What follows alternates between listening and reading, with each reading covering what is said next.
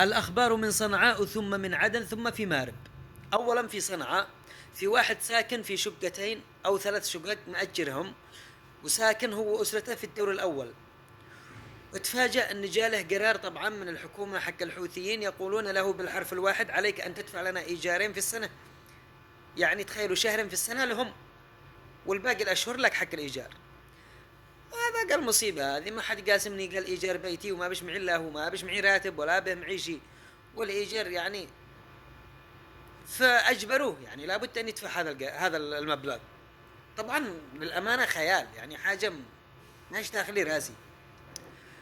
في صنعاء يقاسمك حتى إيجارك، وهذه كارثة والله، وكل شيء في أيديهم، ومع هذا ضروري تقاسمهم إيجار بيتك. أنا أظن هذا أعمال فردية، أعمال فردية. في عدن اشترى واحد أرض وراح فيها، يعني قال روحت وأنا مرتاح والفيديو موجود، وأنا مبسوط مبتسم فارح للدنيا مدري إيش. قلت أسير أحجزها، يعني أفعل عليها علامة واحفر. راح يحفر وجاله طقومات من حق الانتقالي، وقالوا أنت من نهابين الأراضي تبع علي محسن الإخوانج. قال لهم هو يضحك: يا جماعة قلوب غيرها، هذا الأرض أرضي وهذا أنا اشتريتها وهذه الصك، صلوا على النبي. قالوا لا، ما بالله نشيلك.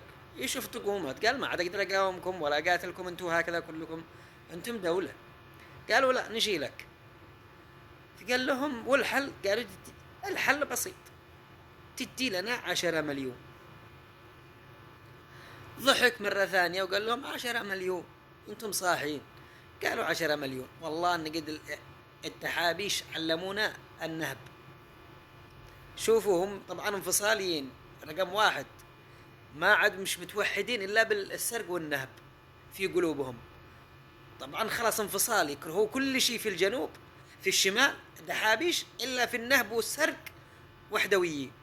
هؤلاء طبعا الانتقاليين ركزوا عليهم. فقال من هنا لا هنا من هنا يا جماعة. قالوا لا إجباري، وتدي لنا ترخيص من مصنع الخرسانة، مدري مصنع ولما راح لعند مصنع حقهم الخرسانة مدري ايش يقولوا له، وطبعا غريبة ترخيص من مصنع خرسان، والله ما نجداري. راح للمصنع قالوا لا، تشتري من عندنا من هنا، تشتري خرسان ونيس وكري ومدري من عندنا من المصنع ماشي، والله ما فيش ترخيص.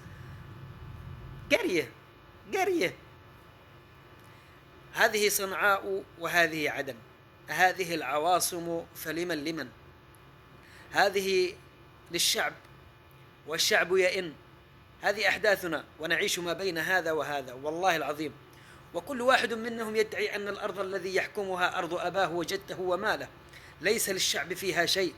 عندما نعيش بلا دولة تصبح هكذا النفوس، كل ما هو تحتهم يبيدوه إبادة جماعية، كل ما هو تحتهم وصغير ينظرون إليه أنه لا شيء، بل أنه يخدمنا لا نخدمه. مع أن القانون في النظام العالمي يقول أن الحكومة والنظام حكام عند الشعوب، إلا نحن في اليمن نحن من نحكمهم. الوحيد في اليمن عندما نناشدهم بأن يبتعدوا من الفساد لم يعد اليمني يناشدهم هكذا، بل أصبح اليمني يناشدهم بأن يقول لهم بالحرف الواحد: أعطوني حصتي من الفساد إن وجد. ما عاد نشيكم تتصفوا، نقاتل بعضنا بعضا ونكره بعضنا بعضا بحجة واهية ليس لها في القانون صفة، فتفرقت أشلاؤنا وجمعنا وابتعدنا، أصبحنا في الوديان وفي الصحراء بسبب هذه التعنتات عندما ينظر بعضهم إلى تقزم بعضهم. في مارب دولة أنا أحييها، لكن أن تحصر مارب في منطقة مثل هذه فهذا الذي لا نريده. أما في المخاء نحدثكم إن شاء الله مرة ثانية. السلام عليكم.